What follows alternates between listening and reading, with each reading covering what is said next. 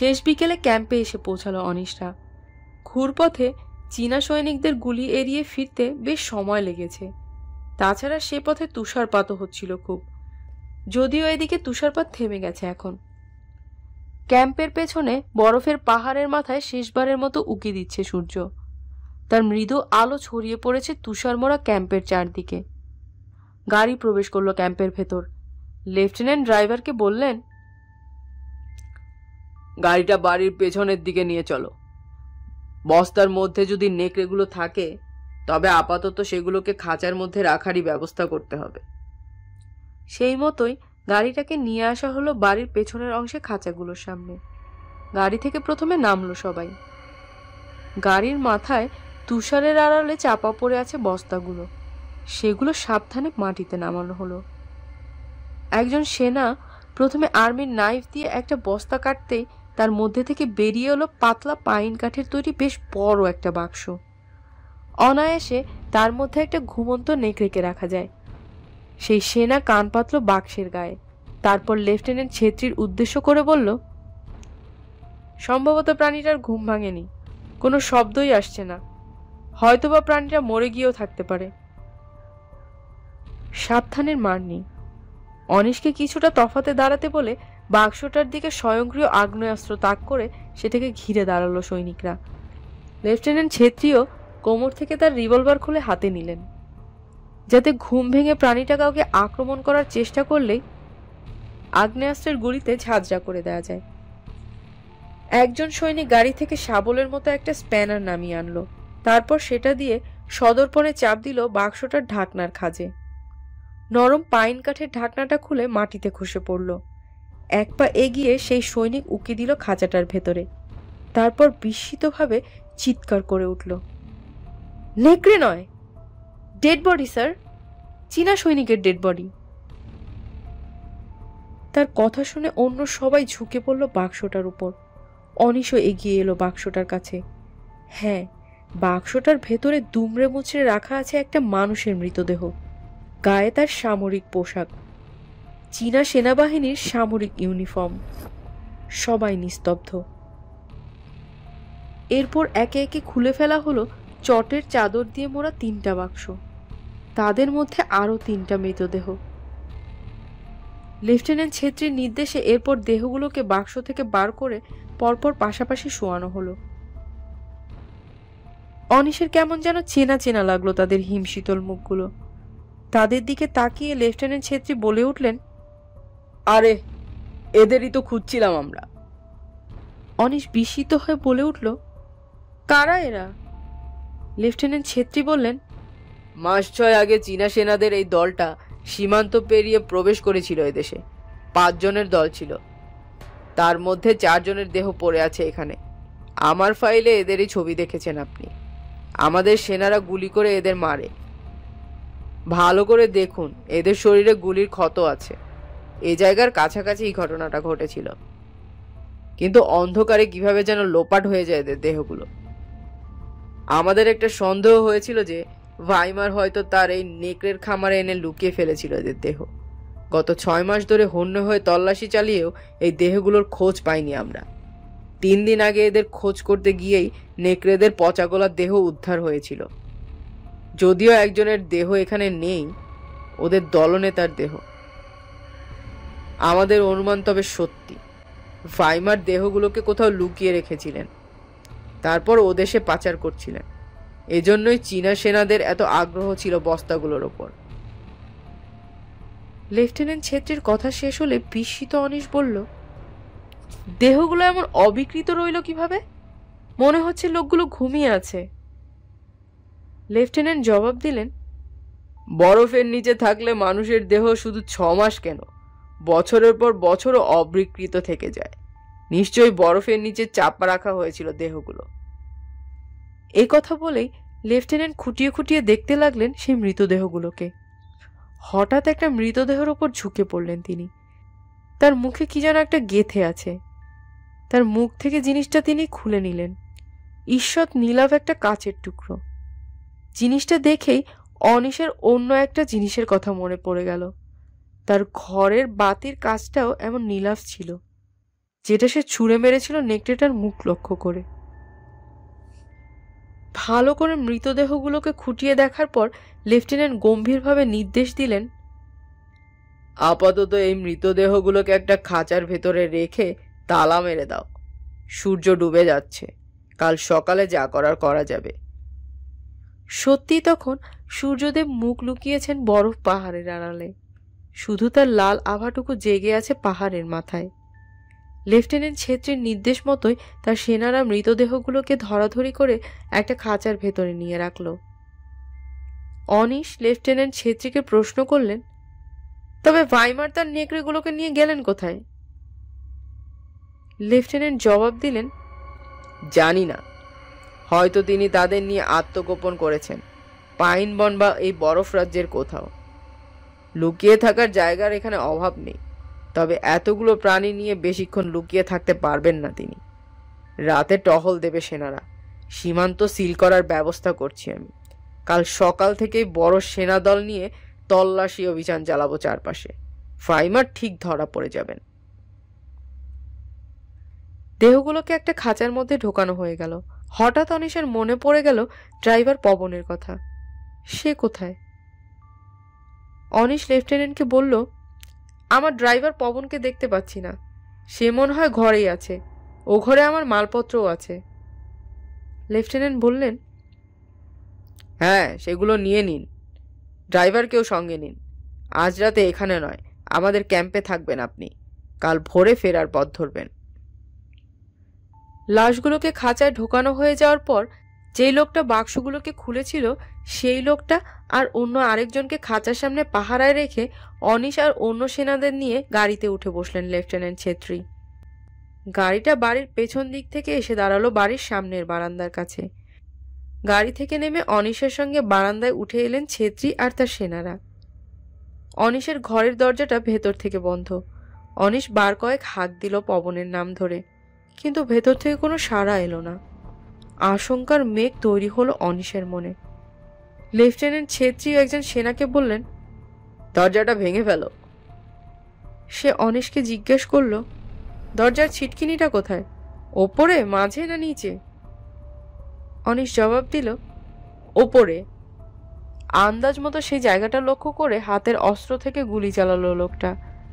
অন্য একজন লোক এরপর দরজায় ধাক্কা দিতেই ছিটকিনিটা ভেঙে দরজাটা খুলে গেল। আগ্নেয়াস্ত্র উঁচিয়ে ঘরে ঢুকলো সবাই, কিন্তু ঘরে কেউ নেই। কোথায় গেল পবন? একজন সেনা তার অস্ত্র উঁচিয়ে ঘর সংলগ্ন বাথরুমটা দেখে নিল। না, সেখানেও কেউ নেই। লেফটেন্যান্ট বিস্মিতভাবে বললেন, ঘর বন্ধ, অথচ লোকটা গেল কোথায়? হঠাৎ একটা খচমচ শব্দ শোনা গেল। শব্দটা আসছে খাটের নিচ থেকে। সঙ্গে সঙ্গে খাটের নিচের দিকে সবার অস্ত্রের নল ঘুরে গেল। কয়েক মুহূর্তের মধ্যেই খাটের নিচ থেকে উকি দিল একটা মাথা। না, নেকড়ে নয়, পবন। অনিশ বিস্মিতভাবে বলে উঠল, ওখানে কি করছিলে তুমি? কাঁপতে কাঁপতে উঠে দাঁড়ালো পবন। তারপর আতঙ্কিতভাবে বলল, নেকড়ে, নেকড়ে। অনিশ বলল, কোথায় নেকড়ে? কয়েক মুহূর্ত লাগলো পবনের শান্ত হতে। তারপর সে বলল, আপনারা চলে যাওয়ার পরই এই ফাঁকা ক্যাম্পে কেমন গা ছমছম ভাব লাগছিল আমার, তাই ঘরে ঢুকে দরজা বন্ধ করে দিয়েছিলাম। তুষারপাতও শুরু হয়েছিল বাইরে। খাটে শুয়ে ঘুমিয়ে পড়েছিলাম। হঠাৎ বিকেলের দিকে ঘুম ভেঙে গেল একটা শব্দে। উঠে দেখি একটা বিশাল নেকড়ে দরজার নিচের ওই ফোকর দিয়ে ঘরে ঢোকার চেষ্টা করছে। আমি চিৎকার করলাম, তারপর আপনার ব্যাগটা ছুঁড়ে মারলাম ওর দিকে। দেখুন, ওই যে ব্যাগটা ঘরের কোনায় পড়ে আছে, কিন্তু প্রাণীটা তারপরেও ঘরে ঢুকতে যাচ্ছিল। বাইরে কিসের যেন একটা শব্দ পেয়ে চলে গেল এই জায়গাটা ছেড়ে, কিন্তু প্রাণীটা যদি আবার ফিরে আসে সেই ভয়ে খাটের তলায় লুকিয়েছিলাম আমি। অনিশ বলল, প্রাণীটা যদি ঘরে ঢুকতো তবে তো খাটের তলা থেকেই টেনে বের করতো তোমাকে, তুমি বাঁচতে না। নেকড়েগুলো পরপর দুরাত এভাবে আমাকে ধরার চেষ্টা করেছিল এই ঘরে এসে। হয়তো আমাদের ফিরে আসার শব্দ শুনে সে পালিয়েছে। তুমি বেঁচে গেছো এই যাত্রা। পবন বলল, তাই হবে স্যার। আমিও বাইরে আপনাদের কথাবার্তা আর ডাকাডাকি টের পাচ্ছিলাম, কিন্তু ভয়ে আমার গলা দিয়ে শব্দ হচ্ছিল না। হাত পা অসাড় হয়ে গেছিল, খাটের নিচ থেকে বেরোতে পারছিলাম না। লেফটেন্যান্ট বললেন, অর্থাৎ নেকড়েগুলো খুব কাছাকাছিই আছে। অন্তত একটা নেকড়ে তো আছেই, কিন্তু এখন আর কিছু করার নেই। দেখুন, বাইরে অন্ধকার নামা শুরু হয়েছে। আশা করছি কাল পাইন বনে তল্লাশি চালালে ওদের সবারই হদিশ মিলবে। চলুন এবার ফেরা যাক। অনিশের মালপত্র উঠিয়ে নিয়ে পবন সহ ঘরের বাইরে বেরিয়ে এলো সকলে। ঠিক সেই সময় যেন ছুপ করে অন্ধকার নেমে এলো চারপাশে। বারান্দা থেকে নেমে গাড়িতে উঠতে যাচ্ছিল সকলে। ঠিক সেই সময় সবাইকে চমকে দিয়ে বাড়ির পেছন থেকে ভেসে এলো রক্ত হিম করা নেকড়ের ডাক। সঙ্গে সঙ্গে থমকে দাঁড়িয়ে পড়ল সকলে। লেফটেন্যান্ট বলে উঠলেন, তবে নেকড়েটা এখনো চৌহদ্দি ছেড়ে যায়নি। কথাগুলো বলেই রিভলভার খুলে তিনি এগোলেন বাড়ির পেছন দিকে যাওয়ার জন্য। ঠিক সেই সময় আবার শোনা গেল নেকড়ের ডাক। এক নয়, একাধিক নেকড়ের সম্মিলিত হিংস্র গর্জন। তবে কি সবকটা নেকড়েই এখানে আছে? বিস্মিত অনিশরা সবাই এগোচ্ছিল বাড়ির পেছনের দিকে, কিন্তু সেদিক থেকে ঊর্ধ্বশ্বাসে দৌড়ে আসতে দেখা গেল খাঁচার কাছে পাহারারত দুই জোয়ানকে। অস্ত্র হাতে থাকলেও ভয়ে ফ্যাকাশে হয়ে গেছে তাদের মুখ। অনিশদের সামনে তারা উপস্থিত হয়ে আতঙ্কিত স্বরে একসঙ্গে বলে উঠল, নেকড়ে, নেকড়ে। লেফটেন্যান্ট বলে উঠলেন, কোথায়? আতঙ্কিত স্বরে একজন বলে উঠল, খাঁচার মধ্যে আটকে আছে স্যার। অন্য একজন বলল, ওদিকে যাবেন না স্যার। খাঁচার মধ্যে? লোক দুজনকে এক ধাক্কায় সরিয়ে দিয়ে ছেত্রী ছুটলেন বাড়ির পেছন দিকে। অনিশ সহ অন্য সেনারাও অনুসরণ করলো তাকে। এমনকি সেই আতঙ্কিত সেনা দুজনও নিরুপায় হয়ে পেছন পেছন গেল। নেকড়েদের ক্রুদ্ধ গর্জন ভেসে আসছে। বাড়ির পেছনের খাঁচাগুলোর সামনে উপস্থিত হলো সবাই। যে খাঁচাটার ভেতরে চীনা সৈনিকদের শবদেহগুলো রাখা ছিল, সেখানে একসঙ্গে অনেকগুলো টর্চের আলো ফেলা হলো। খাঁচার ভেতরে দাঁড়িয়ে আছে চার চারটে নেকড়ে। টর্চের আলোতে ভাটার মতো জ্বলছে তাদের চোখ। টকটকে লাল জিভ আর হিংস্র দাঁতের ফাঁক গলে গড়িয়ে পড়ছে ফেনা। কে যেন বলে উঠল, মৃতদেহগুলো কোথায় গেল? খাঁচার সামনে পাহারারত আতঙ্কিত সেনাদের মধ্যে একজন বলে উঠল, অন্ধকার নামতেই মৃতদেহগুলো যেন ঘুম ভেঙে প্রথমে নড়ে উঠল, তারপর ওরা ধীরে ধীরে আমাদের চোখের সামনেই নেকড়ে হয়ে গেল। লোকটার কথা শেষ হওয়ার সঙ্গে সঙ্গেই চারটে নেকড়ে খাঁচার গারদের ওপর একসাথে ঝাঁপাতে শুরু করলো। আর তার সঙ্গে কি বীভৎস চিৎকার তাদের, যেন খাঁচার বাইরে একবার আসতে পারলেই তারা ছিঁড়ে খাবে প্রত্যেককে। আদিম হিংস্রতার প্রতিমূর্তি প্রাণীগুলো, নাকি প্রেত মূর্তি? হতভম্ব অনিশের পাশে দাঁড়ানো লেফটেন্যান্ট ছেত্রী বিস্মিতভাবে প্রাণীগুলোর দিকে তাকিয়ে বলে উঠলেন, সত্যি? তবে এরা ওয়্যারউলফ? সত্যি এরা আছে? অনিশ যেন নিজের কানকে তখনও বিশ্বাস করতে পারছে না, কিন্তু সে ব্যাপারটা অবিশ্বাস্য করে কিভাবে? চীনাদের সব দেহগুলো তো এই খাঁচাতেই রাখা হয়েছিল। তাছাড়া লোক দুটোও তো নিজের চোখে। হতভম্ব হয়ে খাঁচার দিকে চেয়ে রইল সবাই। নেকড়েগুলো খাঁচার গারদগুলোর ওপর ঝাপটে পড়ছে।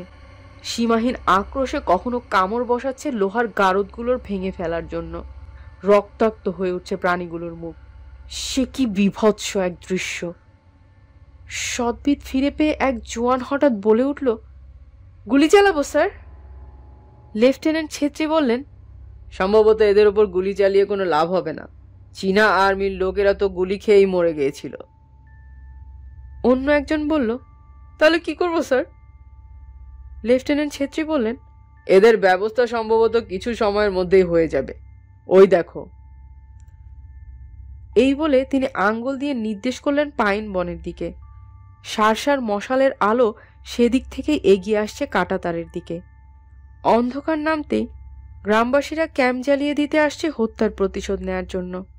লেফটেন্যান্ট এরপর বললেন, এখন আর আমাদের এখানে থাকার দরকার নেই। বলা যায় না, ভুল বুঝাবুঝির শিকার হয়ে গ্রামবাসীদের আক্রমণ আমাদের ওপর বর্ষিত হতে পারে। তখন আমাদেরও বাধ্য হয়ে গুলি চালাতে হবে, অযথা কিছু মানুষের প্রাণহানি হবে। কথা বলে তিনি এগোলেন জায়গাটা ছেড়ে যাওয়ার জন্য। বাড়ির সামনের অংশে এসে গাড়িতে উঠে বসলো সবাই। কাঁটাতারের বাইরে এসে পবন আর্মির গাড়ি থেকে নেমে উঠে বসলো তার নিজের গাড়িতে। গ্রামবাসীরা তখন পৌঁছে গেছে কাঁটাতারের গায়ে। খুঁটি উপড়ে ফেললো তারা। তারপর চিৎকার করতে করতে ছুটলো বাড়িটার দিকে। গাড়ি দুটোও সেই সময় একসঙ্গে রওনা দিল সেনাবাহিনীর ছাউনির দিকে। শেষবারের মতো খামারটার দিকে তাকিয়ে একটা অদ্ভুত জিনিস চোখে পড়ল অনিশের। মশাল হাতে বাড়িটার দিকে ধাবমান জনতার প্রথম লোকটাকেই যেন ভাইমারের মতো লাগলো। কিন্তু তা কি করে সম্ভব? গাড়ি দুটো সেনা ছাউনির দিকে যেতে যেতেই নেকড়ের খামারের দিকের আকাশটা লাল হতে লাগলো। সেদিক থেকে ভেসে আসতে লাগলো জনতার আক্রোশ ধ্বনি আর নেকড়েগুলোর আর্তনাদ। বাড়িটাকে আগুন ধরিয়ে দিয়েছে ওরা। কিছুক্ষণের মধ্যেই সেনা ছাউনিতে পৌঁছে গেল অনিশরা। এটাও কাঁটাতার দিয়ে ঘেরা। অনেক লোকজন সেখানে। অস্ত্র হাতে পাহারা দিচ্ছে সামরিক বাহিনীর লোকজন। নিরাপত্তার চাদরে মোড়া জায়গাটা। দুটো গাড়ি প্রবেশ করলো সেখানে। অনিশ আর পবনের জন্য দুটো আলাদা আলাদা ঘরের ব্যবস্থা করা হলো।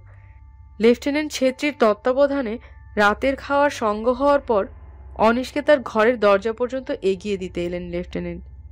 বিদায় নেওয়ার আগে তিনি বললেন, আমরা আজ যা দেখলাম আর যা শুনলাম তা শুধু আমাদের অভিজ্ঞতায় থাকাই বঞ্জনীয়। বাইরের কেউ কথা বিশ্বাস করবে না, আমাদের পাগল ভাববে। আমার চাকরি যাবে আর আপনার ওয়াইল্ড লাইফের পদও। অনিশ হেসে বলল, হ্যাঁ ঠিক কথা। আমি ওয়াইল্ড লাইফকে রিপোর্ট করব যে ক্যাম্পের নেকড়েগুলো বাইরে বেরিয়ে গ্রামবাসীকে মেরেছিল, তাই তারা জ্বালিয়ে দিয়েছে ক্যাম্পটা। নেকড়েগুলো মারা পড়েছে তাতে। কিন্তু ফাইমার এবং আর একটা নেকড়ে? লেফটেন্যান্ট ছেত্রী বললেন, সম্ভবত তাদের খুঁজে বার করব আমি। নেকড়েটাকে পুড়িয়ে মারব আর ফাইমারকে গ্রেফতার করব। আমিও আপনার মতোই একই রিপোর্ট দেব সরকারের ঘরে। অনিশ এবার শেষ প্রশ্নটা করল, আমি তাহলে কাল রওনা হতে পারি তো? লেফটেন্যান্ট ছেত্রী বলল, হ্যাঁ অবশ্যই, আপনাকে আর আটকে রাখবো না আমি। যা তুষারপাত শুরু হয়েছে তাতে হয়তো পরশুই রাস্তা বন্ধ হয়ে যাবে। আপনি আর ফিরতে পারবেন না। কাল ভোরের আলো ফুটলেই রওনা হয়ে যাবেন আপনি। এই কথা বলার পর ছেত্রী সাহেব একটু যেন ইতস্তত করে বললেন, কিছু মনে করবেন না, আপনাকে একটা শেষ প্রশ্ন করি। গত দুদিন কি অন্ধকার নামার পর সত্যি ক্যাম্পের বাইরে বেরোননি আপনি? অনিশ জবাব দিল, না বেরোয়নি। ছেত্রী বললেন, তাহলে হয়তো ভুল দেখেছিল আমার লোকেরা। রাতের ব্যাপার তো, এমন ভুল হয়। যান, এবার নিশ্চিন্তে ঘুম দিন। আশা করি ভাইমার সাহেবের নেকড়েরা এখানে আপনাকে বিরক্ত করবে না। শুভরাত্রি। এই বলে অনিশের থেকে বিদায় নিয়ে অন্যদিকে চলে গেলেন লেফটেন্যান্ট ছেত্রী। ঘরে ঢুকে দরজা বন্ধ করে বিছানাতে শুতেই ক্লান্ত অবসন্ন অনিশের চোখে ঘুম নেমে এলো।